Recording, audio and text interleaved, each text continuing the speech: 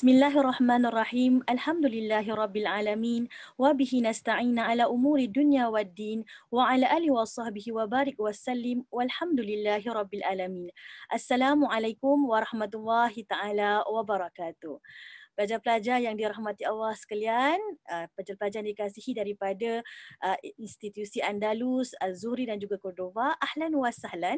Saya ucapkan selamat datang ke bahagian sesi kuliah kita pada hari ini yang merupakan sesi yang ketiga bagi kuliah PPI tahun 2020. Pelajar-pelajar yang dirahmati Allah sekalian, jadi saya harap antum semua sudah melaksanakan ibadah solat zuhur dan kita akan masuk kepada sesi yang terakhir pada hari ini berkenaan dengan surah Al-Kahfi. Namun sebelum itu mari kita memberkati majlis ilmu pada hari ini dengan membaca surah Al-Fatihah. A'udzubillahi minasyaitonirrajim. Bismillahirrahmanirrahim. Alhamdulillahirabbil alamin. Arrahmanirrahim. Maliki yaumiddin. Iyyaka na'budu wa iyyaka nasta'in. Ihdinas siratal mustaqim. Siratal ladzina an'amta 'alaihim ghairil maghdubi 'alaihim waladdallin. Amin. Bismillahirrahmanirrahim. Rabbana zidna ilman warzuqna fahma wa sallallahu ala sayyidina Muhammad wa ala alihi wa sahbihi wa barik wa sallim walhamdulillahirabbil alamin. Baik, Alhamdulillah. Bertemu kita pada sesi yang ketiga dan bersama saya, antum bersama dengan Ustazah Sabira. Saya akan mengupas bahagian terakhir ataupun bahagian ketiga dalam sesi ini merupakan surah Al-Kahfi ayat daripada ayat 83 dan juga sehingga ayat 99. Pelajar-pelajar yang dirahmati Allah sekalian, mungkin ada yang masih lagi belum masuk ataupun baru saja masuk. Sebelum kita mulakan sesi pada hari ini, saya ingin beritahu kepada para pelajar, sesi ini merupakan sesi dua hala. Jadi saya sangat mengalu-alukan respon dan juga dua hala komunikasi daripada para pelajar, insya-Allah. Baik, jadi seperti biasa saya akan memberikan sedikit garis pandu bagaimana kita nak melakukan sesi dua hala ini. So yang pertama adalah berkenaan dengan pertanyaan khusus. Jadi kalau antum ada pertanyaan yang khusus yang ingin ditujukan berkenaan dengan topik perbincangan kita pada hari ini, maka boleh typekan ataupun nyatakan di ikon pertanyaan khusus iaitu di ikon Q&A. Manakala kalau ada soalan-soalan yang saya lontarkan dan antum pula cuba ingin menjawab dengan jawapan-jawapan yang baik yang bersesuaian, maka boleh letakkan ataupun typekan jawapan-jawapan antum di bahagian ikon chat. Jadi saya harap ini sudah jelaslah untuk kita laksanakan sesi dua hala pada hari ini. Baik.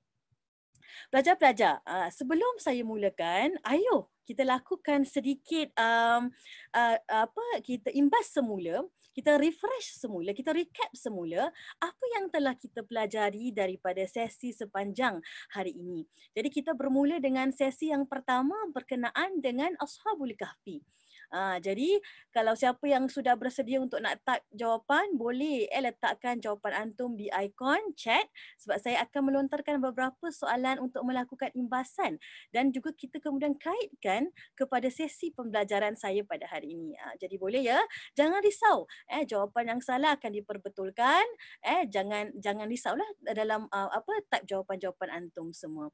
Jadi, sesi yang pertama oleh pensyarah yang pertama membincangkan tentang Ashabul Kahfi. Jadi menurut antum, apakah pengajaran yang boleh kita raih yang dah panjang lebar Ustaz ceritakan kan, apakah pengajaran yang boleh diraih secara ringkasnya daripada kisah Ashabul Kahfi itu? Ada tak cuba nak menjawab? Silakan. Type jawapan antum di bahagian chat, ikon chat yang ada. Jadi kita bukanlah belajar dengar cerita ni nak dengar kisah saja, kita nak ambil pengajaran dan pengajaran tersebut kita nak implement, kita nak aplikasikan dalam kehidupan harian. Masya-Allah sudah ada jawapan yang banyak. Jadi Waniza mengatakan tadi Leni Azina mengatakan hidayah tu datang daripada Allah Subhanahu Wa Taala. Dia merupakan, Mas Ayu mengatakan dia merupakan iman, ketakwaan, tawakal, untuk sentiasa bertawakal dan menghadapi cabaran pelbagai. Masya Allah, tabarakallah siapa yang menjawab. Dila menjawab, menunjukkan kebesaran Allah, betul kan?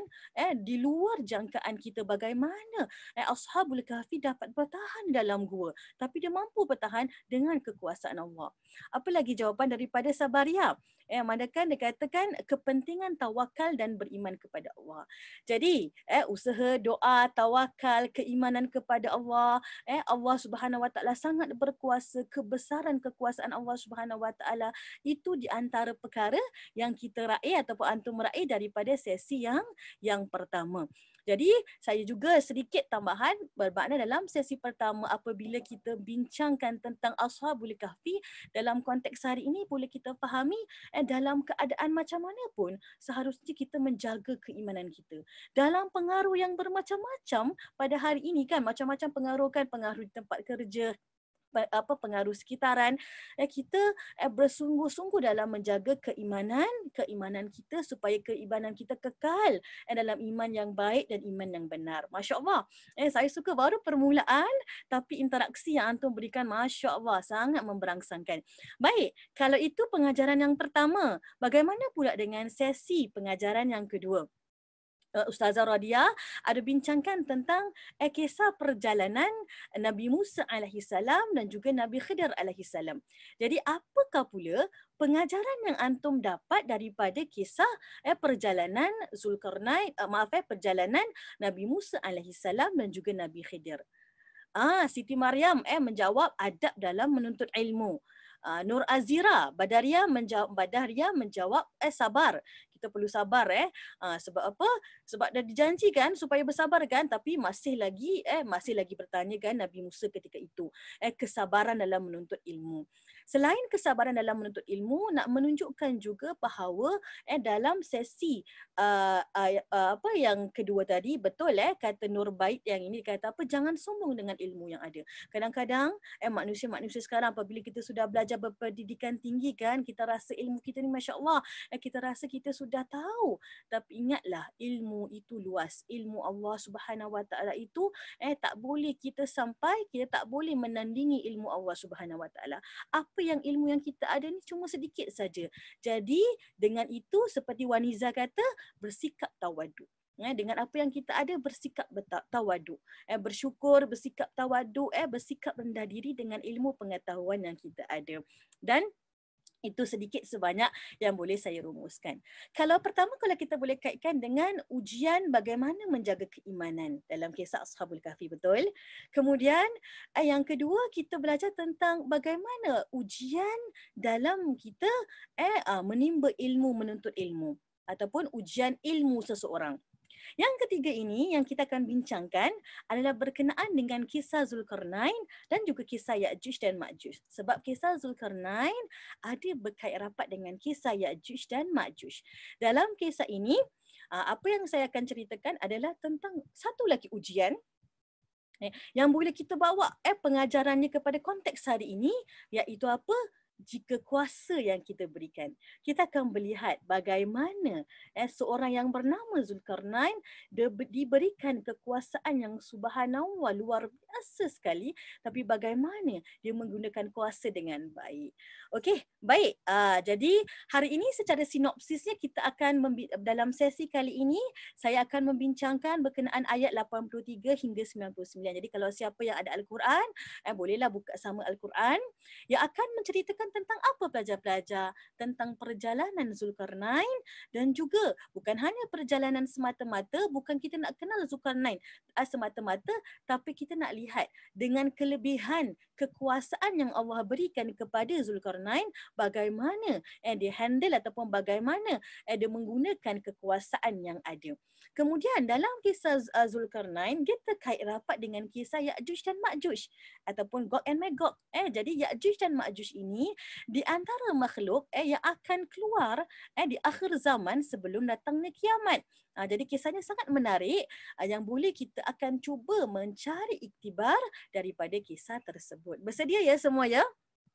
Kalau dah bersedia, ayo kita mulakan dengan kisah ini. Jadi pertama, Jadi saya belum lagi menceritakan, tapi mungkin ada yang nak kongsi ataupun ada yang kata Ustazah saya memang tak pernah dengar Zulkarnain. Tak apa. Tapi kalau ada yang pernah mendengar ataupun mungkin cuba kita just ambil ilmu pengetahuan apa yang antum dah tahu dahulu, cuba bagi tahu saya apa yang kamu tahu tentang siapakah Zulkarnain yang disebut dalam Al-Quran, yang disebut dalam surah Al-Kahfi ayat 80-83. Silakan. Jadi Dilah mengatakan Zulkarnain ini seorang raja. Ada tak jawapan yang lain? Saya tidak menyangka seorang Nabi. Ada yang bertanya, seorang Nabi ke Ustazah? Adakah beliau sama dengan Alexander the Great? Ini jadi persoalan yang nak tanyakan. Ada yang mengatakan Zulkarnain ini Alexander the Great. Jadi betulkah, tepat ke penelitian tersebut? Raja, Azira kata raja, tapi raja yang Masya Allah. Yang mempunyai 2 tanduk, topi agaknya, yang ada strength. Jadi ada pelbagai jawapan yang dekat sini. Dia juga mengatakan, Waniza mengatakan hamba yang soleh. Jadi kebanyakan rata-rata jawapan yang antum berikan lebih kurang tepat. Maksudnya sedikit sebanyak adalah jawapan yang tepat. Jadi hari ini kita nak bincang, kita nak kenal siapa Zulkarnain. Tapi kenapa juga satu perkara lagi kita tak dapat informasi yang banyak dalam Al-Quran. Dia cuma ceritakan Zulkarnain secara sekali lalu, tapi yang lebih difokuskan dengan kekuasaan yang dia ada. Jadi dekat situ kita akan lihat kenapa juga nama Zulkarnain tidak dibincangkan dengan panjang lebar di dalam Al-Quran. Boleh? Okey, baik. Jadi kita lihat dengan jawapan-jawapan yang antum berikan, juga ada perbezaan pandangan ulama. Kita lihat mana yang lebih sesuai kita berikan kepada definisi ataupun memberitahu siapakah itu Zulkarnain. Pelajar-pelajar, so jadi sinopsis surah Al-Kahfi ini yang awak akan pelajari. Yang pertama, saya akan kenalkan dengan awak sikap orang kafir Mekah yang suka menguji. Jadi mereka suka menguji untuk Rasulullah sallallahu alaihi wasallam membuktikan kerasulan Rasulullah sallallahu alaihi wasallam.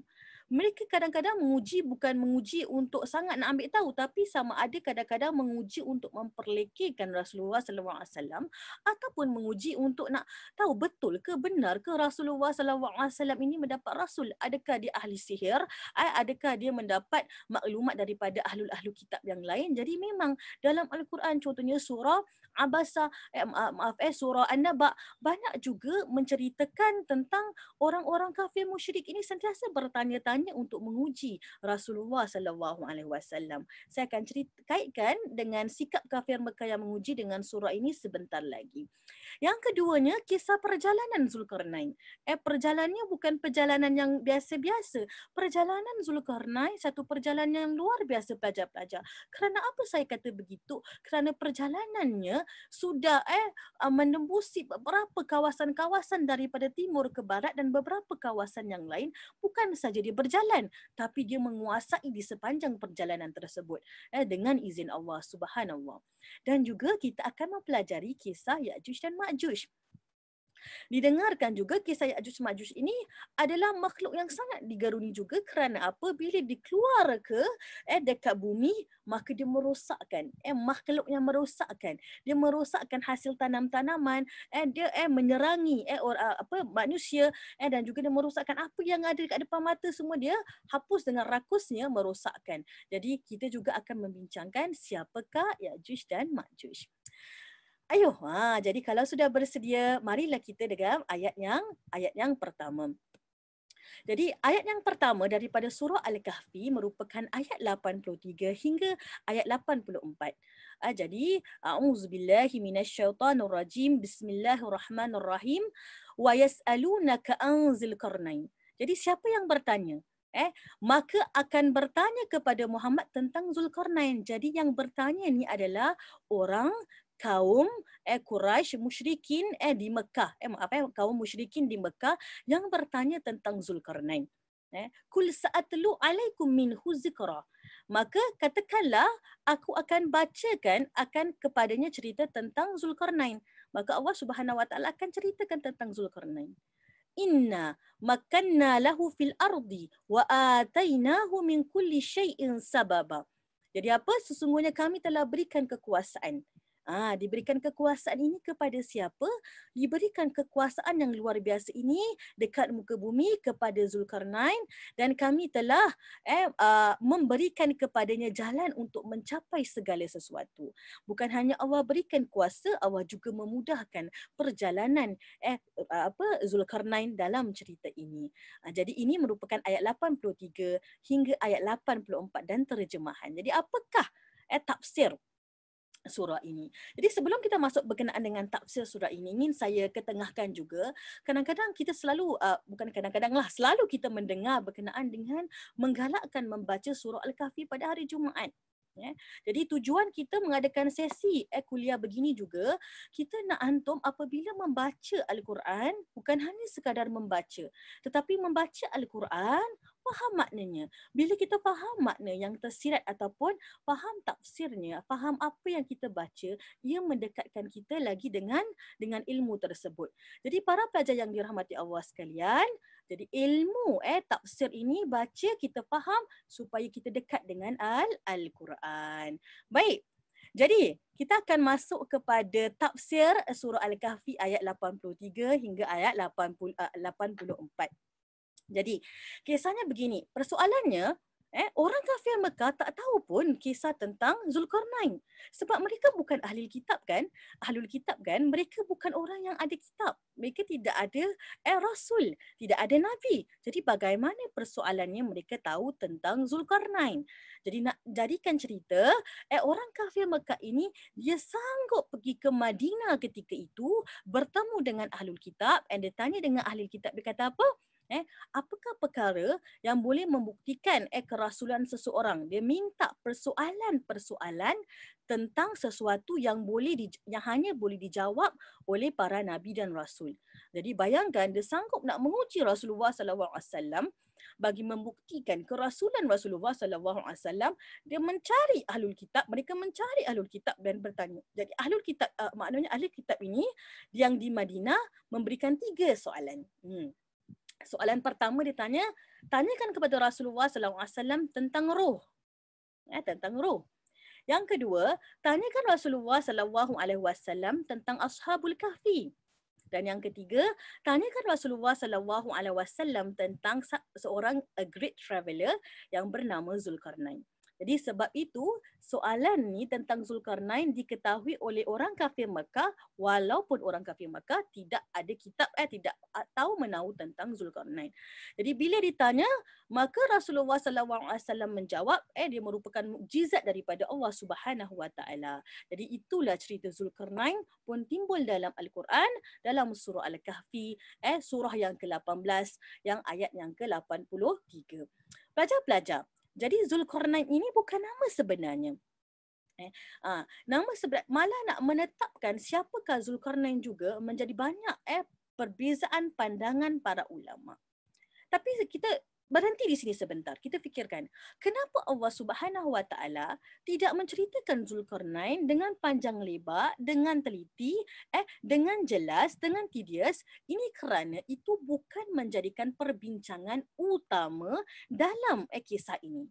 Perbincangan utamanya bukan nak bincangkan siapa Zulkarnain, tapi perbincangan yang lebih utama dalam perbincangan ayat ini merupakan sesuatu yang nak dibincangkan tentang kekuasaan yang diberikan kepada Zulkarnain. Tapi tidak jadi masalah lah untuk mengkaji siapa Zulkarnain. Jadi secara umumnya Zulkarnain, Zu maknanya mempunyai karnain, dua tanduk. Okey, jadi Zulkarnain adalah seseorang yang mempunyai 2 tanduk. Bukanlah macam syaitan macam tu ya, tidak. Dia ada berbagai pandangan. Ada yang kata digelarkan Zulkarnain sebab dia memang ada di bahagian kepala terletaknya satu tembaga yang ada merupakan tanduk berbentuk 2 tanduk. Ada juga dikatakan dia digelarkan sebagai Zulkarnain sebab dia telah dapat menakhluki kawasan timur dan juga barat. Di bahagian kini kan timur dan barat seperti ibarat karnain, tanduk. Ada juga yang diberikan pandangan dia telah menakhluki kawasan Rom dan Parsi dan Rom. Jadi sama juga arahnya begini macam seperti dua tanduk.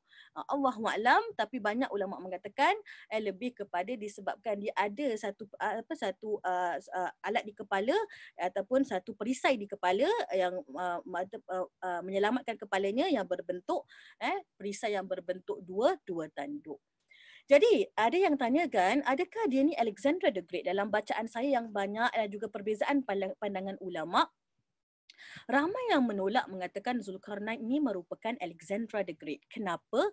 Sebab kedudukan Zulkarnain ini sama dengan zaman Nabi Ibrahim alaihissalam, which is sangat jauh berbanding dengan zaman Alexander the Great.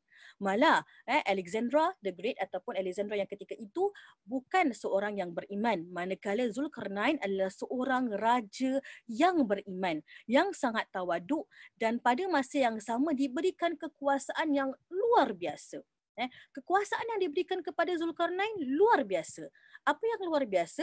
Dia diberikan bala tentera yang sangat mencukupi.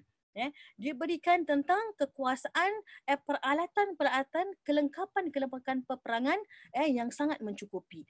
Pada masa yang sama juga diberikan juga kekuasaan, ilmu pengetahuan bagaimana nak menguasai kawasan-kawasan di bawah daripada timur ke barat. Kekuasaan ilmu, bukan hanya ilmu, bukan hanya kelengkapan dan juga pada masa yang sama ketenteraan. Jadi kita juga dapat mengetahui bahawa Zulkarnain ini telah menguasai belasah daripada timur hingga ke barat. Jadi kita akan lihatlah daripada timur ke barat apakah orang-orang yang dijumpai oleh golongan-golongan masyarakat yang dijumpai oleh Zulkarnain. Jadi daripada apa yang kita boleh simpulkan jawapan-jawapan, yes, dia seorang raja, seorang hamba yang soleh. Dia bukan orang yang tidak beriman, dia mempunyai kekuasaan yang dia telah menaluki bahagian timur dan juga bahagian barat, dan sepanjang yang dia jalani dia juga menakhluki. Jadi kita nak tengok apabila kekuasaan diberikan kepada Zulkarnain, adakah Zulkarnain menggunakan kuasanya dengan sebaiknya ataupun tidak. Langsung kita masuk kepada ayat yang seterusnya.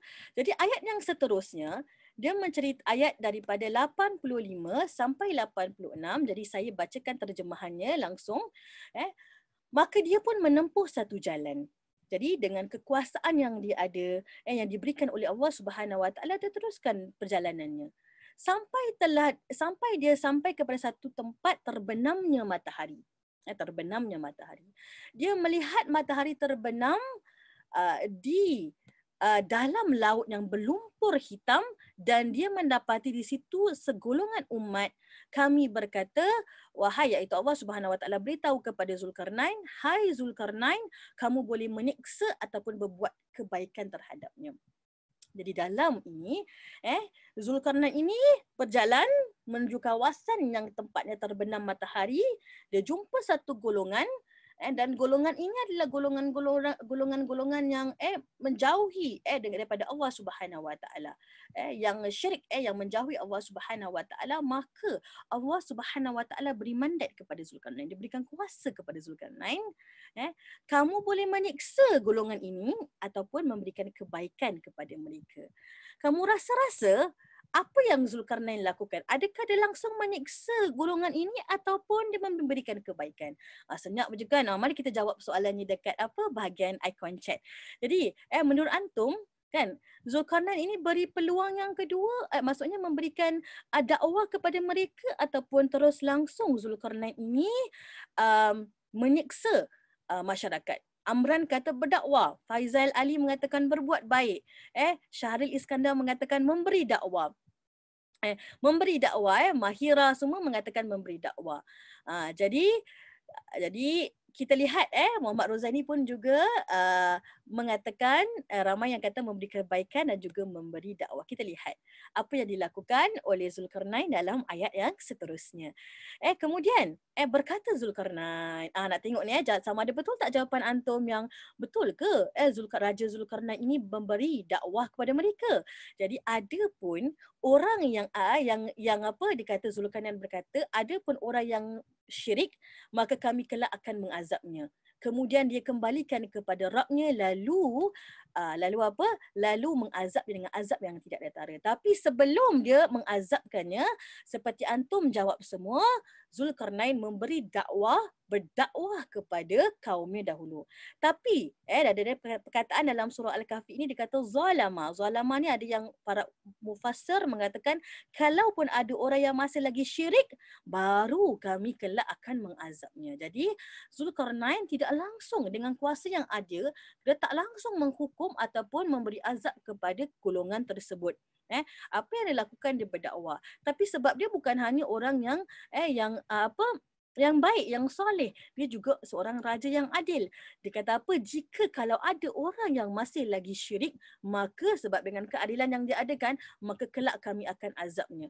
Tapi dalam ayat statement yang dikatakan seterusnya, sangat bersikap tawaduk. Dalam aku mengazab, in a way dia kata dalam setelah saya mengazab, kemudian dikembalikan kepada Allah. Dia membawa dalam keadaan kekuasaannya yang ada yang sangat besar, sangat hebat kekuasaan Zulkarnain, dia masih lagi mengingatkan Allah Subhanahu Wa Taala. Nampak dekat sini kan? Ini pengajaran yang boleh kita ambil. Dalam kita diberikan kekuasaan-kekuasaan, sama ada dalam rumah tangga, dalam persekolahan, dalam pekerjaan. Dengan kuasa yang kita ada tapi kita masih lagi bersikap tawaduk. Dikatakan apa? Biarlah Allah Subhanahu Wa Taala kemudian azabnya dengan azab yang aku pun tak boleh nak berikan, tiada taranya begitu. Dan ada pun orang yang beriman dan beramal soleh, maka akan diberikan pahala yang terbaik sebagai balasan dan akan perintahkan yang mudah daripada perintah-perintah kami. Jadi ini menunjukkan apabila Zulkarnain sampai kepada satu kawasan yang tenggelamnya matahari, dia bertemu dengan satu golongan, dalam golongan ini melakukan kemaksiatan dan syirik kepada Allah Subhanahu Wa Taala, maka diberi pilihan mandat, diberikan pilihan oleh Allah Subhanahu Wa Taala, maka dipilih untuk apa? Untuk memberi dakwah. Namun bukan hanya itu, dia tetap seorang raja yang bersikap adil, tapi jika dia tidak masih lagi dalam keadaan syirik, maka aku akan azabnya. Baik. Soalan saya, arah mana tempat terbenamnya matahari? Kan? Dia katakan tempat terbenamnya matahari dia jumpa golongan ini. Jadi soft, maksudnya utara, selatan, timur dan barat. Kalau tempat terbenamnya matahari ni dekat mana pelajar-pelajar? Ada. Barat. Masya Allah. Semua kata barat. Tak ada orang kata selatan ke utara ke timur. Tak ada. Jadi arah tempat terbenamnya matahari. Jadi bermakna kalau dalam bentuk peta, dalam bentuk peta, di kawasan bahagian barat. Jadi ada pelbagai mufassir mungkin, walaupun kita tak nak tahu secara spesifik sebab kita nak tahu apa pengajarannya, tapi mungkin sedikit sebanyak boleh saya kongsikan kepada para pelajar. Beberapa para mufassir mengatakan kawasan yang terbenamnya matahari tersebut di kawasan yang mana didescribekan lagi lautan yang gelap begitu kan, didescribe sebagai ataupun diberitahu oleh certain sebahagian mufassir, iaitu kawasan lautan lautan di bahagian barat, lautan di bahagian barat. Jadi kawasan yang dipergi tadi, ni tafsir dia lah, saya recap balik. Jadi kawasan yang dipergi yang di laluan pertama oleh Zulkarnain merupakan kawasan barat. Jadi dia telah melalui, ni saya recap ya, melalui satu golongan kaum yang ingkar, yang syirik dengan Allah Subhanahu Wa Taala, yang pilih melakukan kemaksiatan. Allah Subhanahu Wa Taala memberikan mandat, memberikan dua pilihan untuk menghancurkan kaum tersebut ataupun bawa ke jalan yang benar.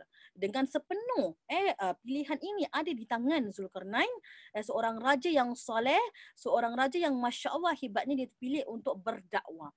Zulkarnain telah memilih untuk berdakwah kepada mereka dan mewujudkan keadilan serta menghancurkan kezaliman.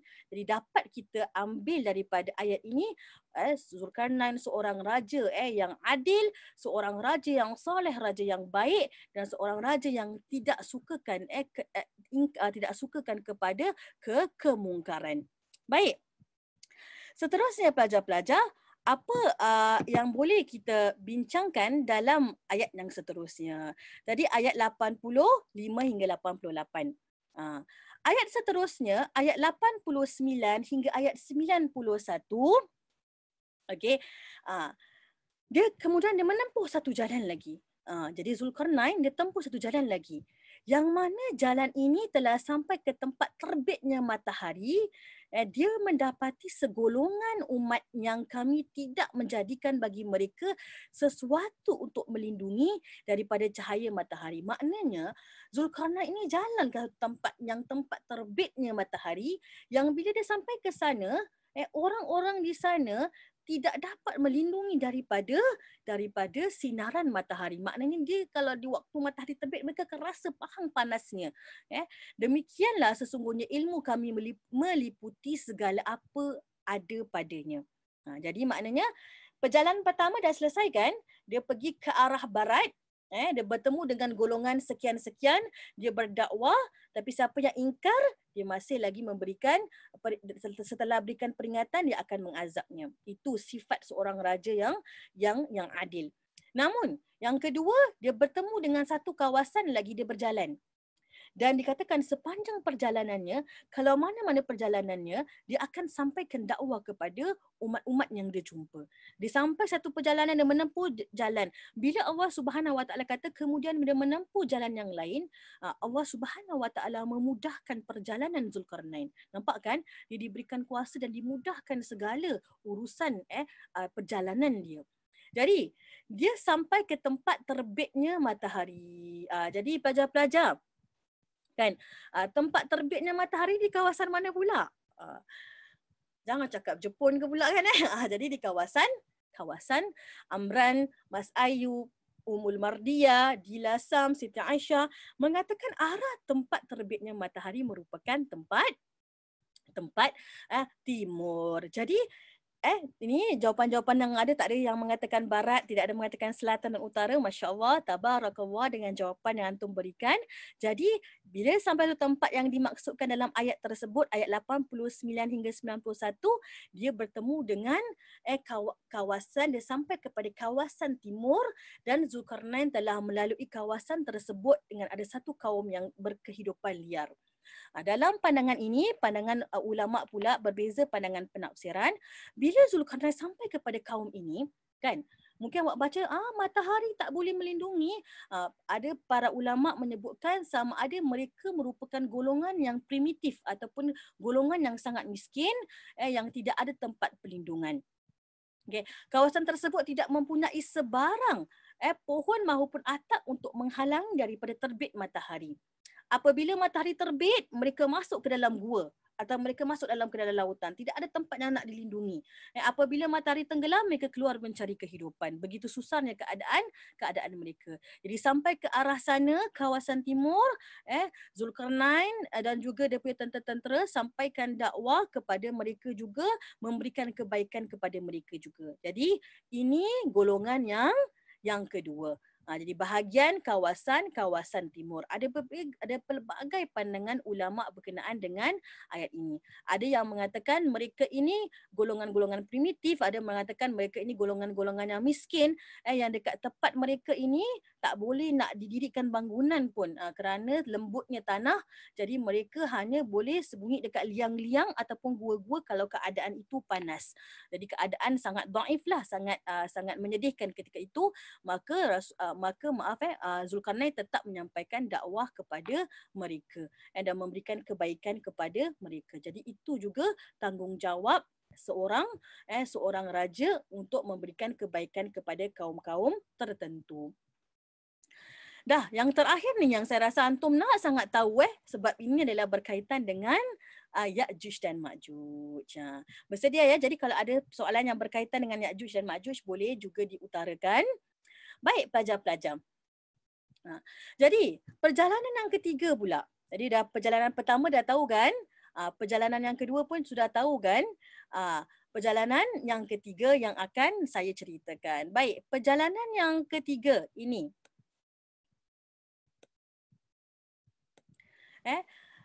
Kita tengok terjemahannya. Kemudian dia menempuh satu jalan, dia jalan lagi hingga apabila dia sampai di antara dua buah gunung. Jadi Zulkarnain ini dia berjalan dan dia bertemu dengan dua gunung. Yang mana sampai di antara dua gunung, bukan dia jumpa dua gunung, berjalan sampai di antara dua gunung begini. Dia mendapati di hadapan kedua bukit tersebut, ada yang gunung bukit tersebut, satu kaum yang hampir tidak mengerti perbicaraannya. Jadi Zulkarnain dengan tentera-tenteranya jumpa satu kaum yang dia tak faham. He do not understand dia punya language. Jadi apa? Tapi bagaimana mereka lepas tu tiba-tiba kenapa ada dialog pula Ustazah? Tapi ada para ulama mengatakan mereka ini berbicara dengan bahasa isyarat. Allahu a'lam bisawab. Mereka berkata, hai Zulkarnain, sesungguhnya Ya'juj dan Ma'juj itu orang yang membuat kerosakan di muka bumi. Maka dapatkanlah kami memberikan sesuatu pembayaran kepadamu supaya kamu membuat dinding antara kami dan mereka. Jadi bagai nak difahamkan. Zulkarnain jumpa satu kaum yang dia tak faham kata-kata ataupun bahasa yang digunakan oleh kaum tersebut. Tetapi pada masa yang sama, setelah beberapa mufassir mengatakan bahawa mereka menggunakan bahasa isyarat dan sebagainya, diminta daripada kaum tersebut pertolongan daripada Zulkarnain untuk selamatkan mereka daripada golongan Ya'juj dan Ma'juj, yang mana golongan ini telah membuatkan kerosakan dalam muka bumi dan mereka ini sanggup memberikan suatu bayaran yang lumayan. Mereka sanggup mengumpulkan semua uang-uang ataupun harta-harta yang ada nak diberikan kepada Zulkarnain, minta Zulkarnain untuk buat dinding antara kami dan mereka. Jadi bayangkan keadaan tu dah sangat dalam ayat 94 ini, mereka ini siapa? Jadi mereka ini adalah, ayat 94 ni, mereka ni adalah kaum tadilah, kaum yang bertemu, yang Zulkarnain bertemu dengan mereka. Jadi bermakna dalam, tadi saya menjawab soalan, ada pelajar bertanya, Ustazah, mereka dalam ayat ini siapa? Mereka ini adalah orang-orang yang Zulkarnain bertemu. Okey, Zulkarnain tak bertemu dengan Ya'juj Ma'juj. Zulkarnain bertemu dengan satu masyarakat yang seek help daripada Zulkarnain untuk bina satu dinding to prevent untuk menahan mereka daripada Ya'juj dan Ma'juj, daripada kerosakan Ya'juj yang Ma'juj lakukan. Sebab dia tak boleh out of control. Bila Ya'juj Ma'juj ini datang, dia melakukan kerosakan yang banyak sangat. Dia betul-betul minta pertolongan daripada Zulkarnain sebab mereka tahu Zulkarnain mempunyai kekuasaan yang luar biasa. Jadi kekuasaan luar biasa ni sampailah mereka sangat yakin dengan Zulkarnain, Raja Zulkarnain pada ketika itu. Kemudian Zulkarnain berkata, apa yang telah dikuasakan oleh Rabbku kepadaku terhadapnya adalah lebih baik. Kata apa? Zulkarnain tak nak harta-harta yang dikumpulkan oleh orang-orang kaum tersebut yang dia jumpa dekat di antara dua gunung tersebut. Dia tak nak, dia tak perlukan harta-harta tersebut. Jadi apa? Maka tolonglah aku dengan kekuatan manusia. Sebab Zulkarnain datang tidak bawa kelengkapan. Jadi apa yang Zulkarnain minta iaitu kelengkapan ataupun alat-alat yang digunakan untuk nak membina tembok. Dan agar aku membuatkan dinding antara kamu. Nampak tak? Dia seorang raja yang tidak tamak. Seorang raja yang tidak materialistik. Seorang yang ada kuasa tapi tak nak menggunakan kuasanya untuk dapat keuntungan, mengaup keuntungan, tidak.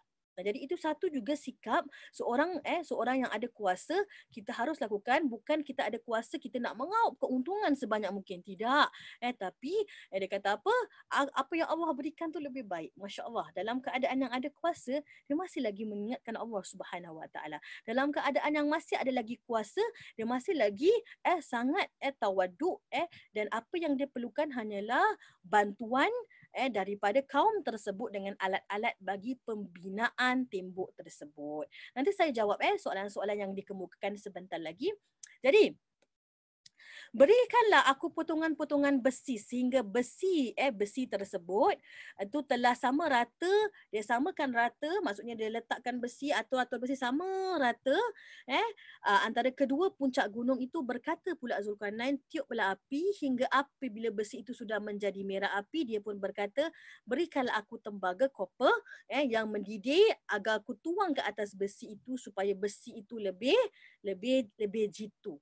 Maknanya bayangkan Walaupun kehidupannya beberapa ribu tahun sebelum kedatangan Rasulullah sallallahu alaihi wasallam, namun hasil binaan-binaan ilmu ataupun idea binaan-binaan mereka luar biasa. Jadi dia bukan je pakai batu bata ke apa. Sebab batu bata senanglah nak masih lagi nak ni, dia pakai besi. Kemudian dituangkan lagi dengan tembaga supaya keras dan susah untuk nak ditembusi. Jadi bermakna juga Allah telah berikan ilmu pengetahuan, bukan hanya kekuasaan tapi kekuasaan berbentuk ilmu pengetahuan kepada Zulkarnain. Baik, jadi ada pelajar bertanya kepada saya berhenti untuk menjawab soalan dahulu ya. Adakah tembok tembok tersebut adalah tembok negeri China ataupun the Great Wall China, betul kan? Ada yang bertanya begitu. Jadi saya berikan satu soalan jawapan yang mana beberapa para mufassir ulama mengatakan bahawa ia bukan tembok China. Sebab daripada struktur pembinaan besinya dan juga keadaan geografinya, dia tidak terletak di negeri China. Jadi Ustazah dekat mana? Secara umumnya apa yang boleh saya jawab adalah Allahu a'lam bisawab. Pelbagai pandangan ulama. Ada yang mengatakan di bahagian Azerbaijan, di situ ada yang mengatakan di atas negara Armenia. Jadi tembok tersebut secara jelasnya nak dicari pada hari ini tidak diketahui dengan jelas. Sebab apa?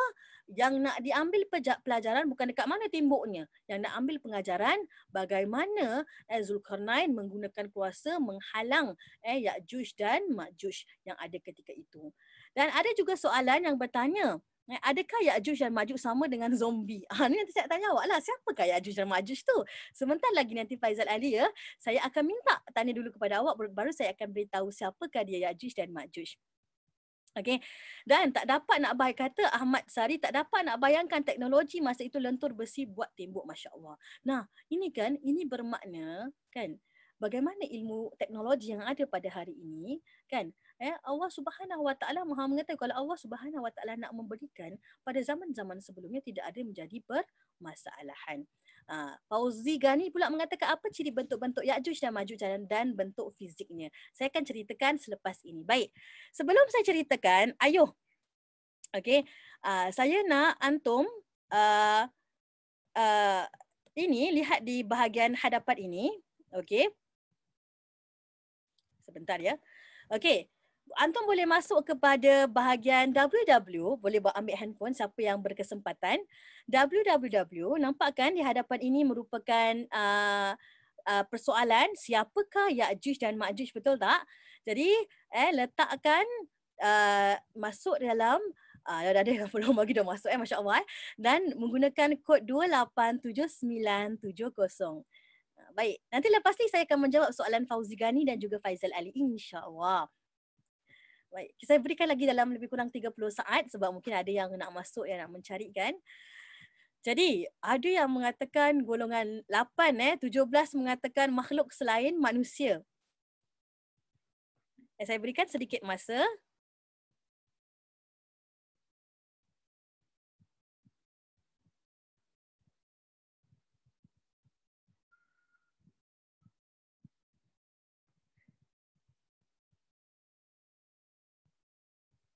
Sambil-sambil itu saya menjawab soalan Muaz bin Ali adakah Ya'juj Ma'juj merupakan sebuah kaum yang besar? Yes. Mereka sangat ramai jumlahnya. Mereka sangat ramai jumlahnya. Ya'juj Ma'juj ini manusia biasa. Inilah jawapan yang kita akan menjawab selepas ini setelah memberi ruang kepada antum semua untuk meneka dahulu.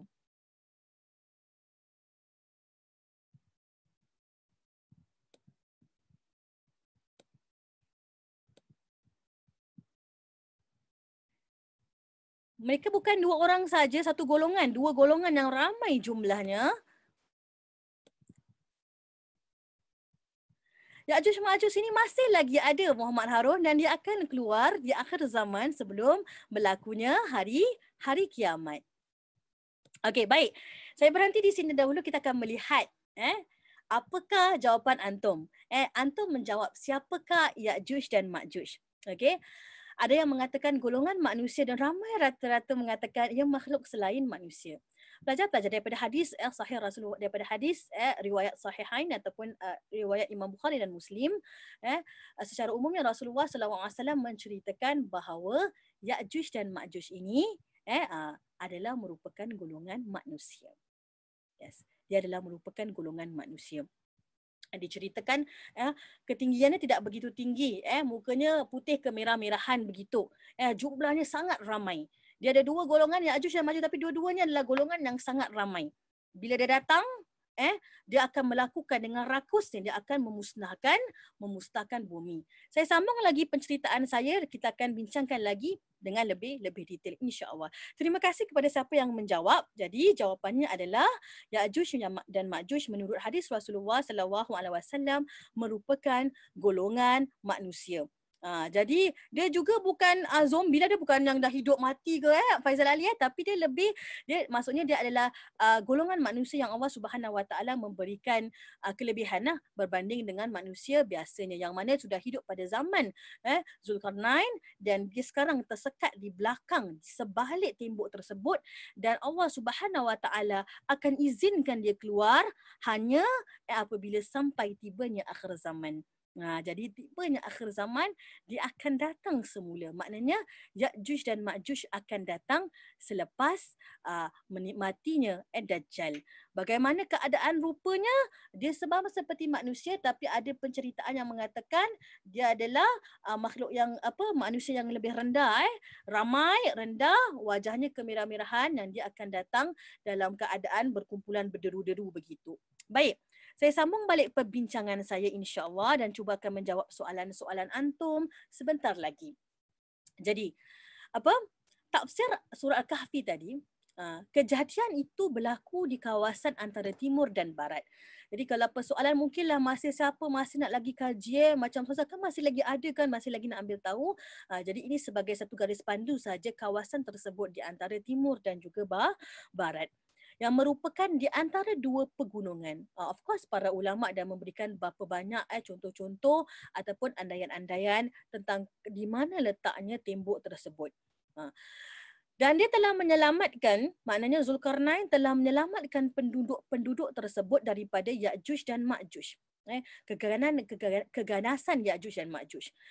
Dan mereka telah terletak dalam tembok besi itu, yang mana setiap hari mereka akan cuba nak mencungkil keluar.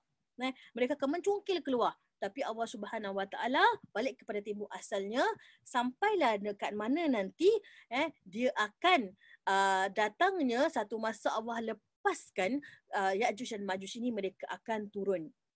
Ketika mereka akan turun, tak ada siapa pun yang nak membunuh Ya'juj dan Ma'juj kerana jumlahnya yang banyak dengan keganasan dan kerakusan yang dia ada. Nak dibayangkan Ya'juj dan Ma'juj bagaimana rakusnya. Apabila Ya'juj dan Ma'juj dia menggelungsur turun daripada, bila dah terpecah tembok tersebut, dia menggelungsur turun daripada tembok tersebut kan. Dia akan berjalan sampai dalam kisah ada jumpa Buhairah ni lake. Ada yang mengatakan Galilee Lake dekat kawasan di bahagian sebelum sampai ke Jerusalem contohnya kan. Ada Galilee Lake ni, dia bertemu dengan Buhairah, okey. Yang mana kalaulah satu kumpulan tu jalan beramai-ramai kan, dia masuk dalam, ada jalan dekat air tersebut kan. Bahagian depan jalan dekat Buhairah tersebut, lake tersebut kan. Dia minum air dalam tasik tersebut sampai habis, hinggakan yang setengah lagi jalan dah kering dah air tersebut. Bayangkan rakusnya dia, satu sedut dia habiskan air dalam Buhairah tersebut, dalam lake tersebut. Jadi nak dicapai di sini, apa yang boleh difahamkan adalah maknanya mereka memang rakus. Sebab tu nak minta bantuan Zulkarnain untuk selamatkan daripada mereka. Jadi persoalannya agak-agak macam mana mereka meninggal dunia? Ada tak siapa-siapa yang tahu? Jadi bina Zulkarnain bina penghadang ataupun tembok daripada besi ni menolak dan pada masa yang sama dalam keadaan yang sangat tawaduk Zulkarnain ini menolak ganjaran yang mahu diberikan oleh penduduk tersebut. Jadi apa? Ada tak siapa-siapa nak jawab agak-agak macam mana Ya'juj dan Ma'juj ni meninggal dunia?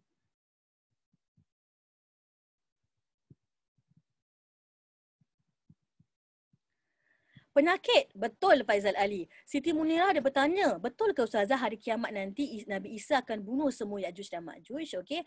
Nabi Isa akan membunuh Dajjal. Nabi Isa juga dia tidak membunuh secara direct, tapi dia minta berdoa kepada Allah Subhanahu Wa Taala untuk menghapuskan Ya'juj dan Ma'juj.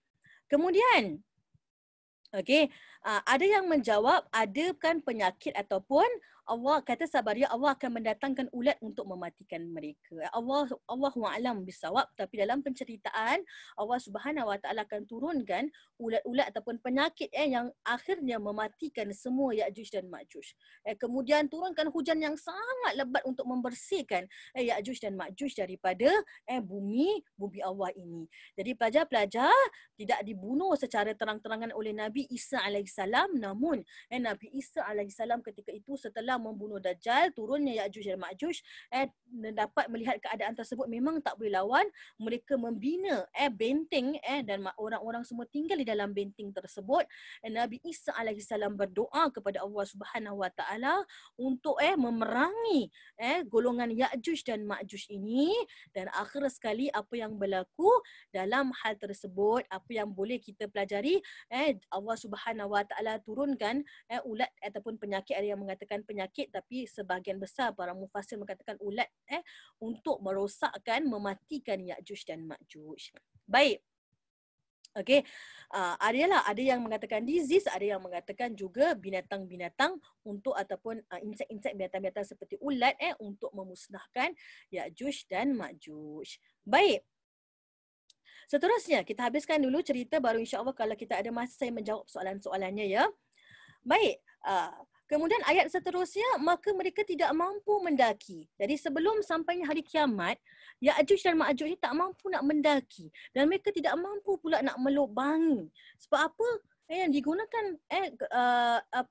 teknologi ataupun yang digunakan oleh Zulkarnain dengan kekuasaan, kan kita tahu kan kekuasaan yang Allah berikan dia luar biasa, digunakan amat hebat sehingga kan tak boleh pun nak melubangi. Malah dengan bantuan Allah juga, setiap kali mereka cuba nak melumbangi, bila mereka bangun datangnya awal pagi, maka keadaan itu balik kepada sedia kala, sehingga kan apa Allah kata, maka apabila sudah datang janji Rabbku. Apabila datang janji Rabbku, maksudnya datangnya hari kiamat, dia akan menjadikan hancur luluh. Hancur luluh maknanya membolehkan Ya'juj dan Ma'juj menembusi dinding tersebut, dan janji Rabbku itu adalah benar. Maknanya adalah benar. Perlu kita meyakini, dalam Al-Quran perlu kita meyakini bahawa di akhir zaman ini, sebelum berlakunya hari kiamat, tanda-tanda besar hari kiamat, maka datangnya golongan Ya'juj dan Ma'juj. Na'udzubillah daripada kita bertemu dengan mereka kan. Kemudian kami biarkan itu mereka bercampur aduk antara satu sama lain, kemudian ditiupkan lagi sangkakala, lalu kamu kumpulkan mereka semua. Jadi apa? Surah Kahfi ini kenyataannya Ya'juj dan Ma'juj tidak mampu. Mereka tidak mampu naik ke atas dinding kerana tinggi dan licin, tidak mampu menembusi dengan kuasa Allah Subhanahu Wa Taala. Dan Zulkarnain pada masa yang sama dalam ayat sebelum ini, dia orang yang sangat bersyukur dengan kemampuan yang telah Allah berikan kepada dia. Dia tak ambil kau untung kelebihan yang diberikan. Nak diberikan harta yang banyak kepada Zulkarnain, tapi Zulkarnain tak nak ambil. Dari kemudian kita juga pelajari bahawa Ya'juj dan Ma'juj ini akan turun di akhir zaman, merupakan tanda-tanda besar hari kiamat, turunnya Ya'juj ataupun keluarnya Ya'juj dan Ma'juj yang memang sudah ada sejak pada zaman Zulkarnain, yang Allah Subhanahu Wa Taala daripada golongan manusia yang Allah berikan kelebihan dan kelainan daripada manusia yang lainnya, yang memang di sebalik tembok, yang mana tembok itu Allahu a'lam bisawab. Zulkarnain bukan Imam Mahdi, ada yang bertanya. Jadi bermakna dia seorang raja. Jadi bermakna dan Zulkarnain itu tidak akan dibangkitkan semula secara umumnya. Apa tadi yang di akhir ni? Ya'juj dan Ma'juj akan keluar daripada tembok tersebut apabila hampir dengan hari kiamat. Jadi bermakna kita ambil pengetahuan ini untuk kita bersedia bahawa nak bertemu dengan hari kiamat ini bukan suatu benda yang suka-suka. Perlu ada keimanan, perlu bina keimanan. Apatah lagi kita tahu ini merupakan akhir-akhir zaman. kan, pelbagai ancaman, pelbagai tanda-tanda akhir zaman sudah ada. Jadi kita tahu bahawa kalau timbul Ya'juj Ma'juj ini memang akan melakukan kerosakan. Tapi yang nak dipelajari dalam kisah ini maknanya keyakinan kita bahawa akan keluarnya Ya'juj dan Ma'juj satu hal. Tapi dalam hal yang lain yang lebih kita terarahkan kepada ujian ataupun yang diberikan ujian kekuasaan kepada Zulkarnain, bagaimana dia gunakan ujian tersebut dalam 3 kisah yang berlainan ini sangat menakjubkan. Baik. Okey. Pelajar-pelajar yang dikasihi Allah sekalian, ada yang bertanya kan, adakah Ya'juj dan Ma'juj ini ada perempuan dan lelaki? Dalam beberapa penafsiran ada yang mengatakan Ya'juj dan Ma'juj ini ada perempuan dan ada lelaki. Allahu a'lam bissawab. Kemudian adakah Ya'juj dan Ma'juj akan membunuh manusia? Secara umumnya dia kata dia akan menyerang manusia sampai membunuh. Allahu a'lamu bissawab. Baik, sebelum kita akhiri sesi pada kali ini, apa kata kita masuk lagi, saya nak pula dapat input daripada antum. Saya nak dapatkan input daripada antum apa yang kita pelajari pada hari ini. Sebentar ya. Jadi seperti biasa balik kepada Mentimeter. Okey, balik kepada Mentimeter, kita akan lihat kepada soalan seterusnya, iaitu pengajaran yang boleh kita raih daripada sesi kali ini. Jadi saya mintalah antum menulis pengajaran yang boleh kita raih, masuk kepada mentimeter.com sekali lagi 287970. Okey, Masya Allah dah laju ada yang masuk Tabarakallah. Pengajaran daripada surah Al-Kahfi ayat 83 hingga 99. Jadi,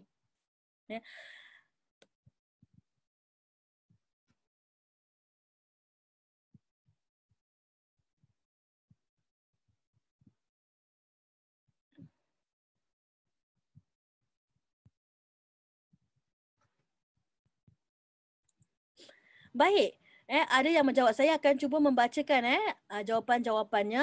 Tawakal kepada Allah, kekuasaan dan yakin, tawaduk kebesaran Allah Subhanahu Wa Taala. Sambil-sambil kita baca. Jangan tamak. Jadi orang yang ada kuasa jangan tamak. Maknanya redha kepada Allah sebab berbuat adil, bagaimana cara menjadi seorang leader apabila diberi kuasa, bersikap tawaduk, sentiasa rendah diri walaupun ada kuasa yang telah Allah berikan. Menyiapkan diri untuk hari kiamat yang mana kita tahu bahawa hari kiamat itu pasti dan benar. Apatah lagi dengan kisah-kisah yang disokong dalam surah Al-Kahfi ini dengan kehadiran Ya'juj dan Ma'juj. Kemudian, kalau kita ada power pun, if you are in a place of power, kita kena stay humble, stay kind seperti yang tertera dalam jawapan di sini. Kelebihan yang kita perolehi, kita perlu akur bahawa ia datangnya daripada Allah Subhanahu Wa Taala. Belas ihsan buat kerana Allah Subhanahu Wa Taala. Betul pelajar-pelajar, kalau kita buat kerana Allah Subhanahu Wa Taala maka tenang jiwa ini ya. Walaupun kita ada pangkat, kita jangan lupa asal usulnya. Masya-Allah, melakukan kebajikan mengharapkan balasan hanya daripada Allah Subhanahu Wa Taala. Betul. Kalau kita ada kelebihan, kita gunakan kelebihan yang ada, kita minta hanya Allah saja yang balas, itu lebih baiklah. Gunakan kekuasaan pada jalan yang baik. Betul Allah kadang-kadang berikan kita kekuasaan dalam rumah tangga, dalam kekeluargaan, dalam tempat kerja, dalam contohnya di sekolah bagi siapa yang masih sekolah, ataupun kekuasaan yang ada itu kita gunakan dengan baik. Kemudian percaya kepada kebesaran Allah Subhanahu Wa Taala. Mungkin hari ini awak tertanya-tanya, macam mana Ashabul Kahfi duduk dalam gua yang lama-lama? Bagaimana pembinaan tembok yang sangat utuh, yang mempunyai teknologi seolah-olah seperti teknologi yang tinggi. Sebelum kita mempertikaikan, kita kena tahu bahawa ini adalah urusan Allah Subhanahu Wa Taala. Allah nak berikan kuasa, nak berikan ilmu kepada siapa yang dikehendaki. bersikap tawaduk, kuasa dan ilmu datangnya daripada Allah dengan izinnya, dan yang lain-lain lagi. Kalau saya tidak dapat membaca, saya minta maaf, tapi ini merupakan jawapan-jawapan yang sangat bernas. Terima kasih atas jawapan-jawapan yang antum berikan. Semoga Allah berikan kefahaman yang baik kepada para pelajar. Baik, jadi sebelum kita akhiri sesi pada kali ini, dalam beberapa minit lagi, rumusan yang dapat saya rumuskan secara ringkas sahaja. Dalam surah Al-Kahfi yang kita bacakan setiap hari Jumaat, kita tahu bahawa di antara 10 ayat pertama dan 10 ayat terakhir merupakan benteng kepada fitnah Dajjal. Jadi sambil-sambil kita membaca, Alhamdulillah 3 sesi pada hari ini kita sudah faham dengan baiknya apa yang tersirat di sebalik surah Al-Kahfi. Dan di bahagian dalam sesi yang ketika ini kita bincangkan seorang raja yang diberikan ujian kekuasaan tapi dia melaksanakan dengan baik. Subhanallah, Masya Allah, hebatnya bila ada kuasa, dia memilih, ada mandat dia memilih untuk mendatangkan kebaikan, tidak mengahap keuntungan, dan dia berusaha menyampaikan dakwah tanpa mengira golongan kaum dan juga manusia. Kekuasaan yang diberikan kepada kepada Zulkarnain sudah sampai daripada arah timur hingga ke barat. Maknanya setiap perjalanan ini beliau berkuasa di bawah negeri-negeri tersebut dan cuba mendatangkan kebaikan kepada mereka. Allah Subhanahu Wa Taala memberikan kekuasaan yang luar biasa di sini. Bila saya kata luar biasa, bala tenteranya, kelengkapannya, ilmunya, malah Allah juga mempermudahkan jalan Zulkarnain. Ini kisahnya berkenaan kisah Zulkarnain. Yang kita nak ambil intipatinya adalah bagaimana seseorang itu apabila kita ada kuasa, bagaimana kita menggunakan kuasa kita dengan baik dan saksamanya. Dan yang terakhir, diselitkan juga cerita berkenaan dengan Ya'juj dan Ma'juj untuk kita memperakui kebenaran hari akhirat. Dengan apabila kita memperakui kebenaran hari akhirat, kita benar-benar beriman, kita menyiapkan diri kita untuk beriman dan juga percaya beriman kepada Allah dan juga hari akhirat. Baik.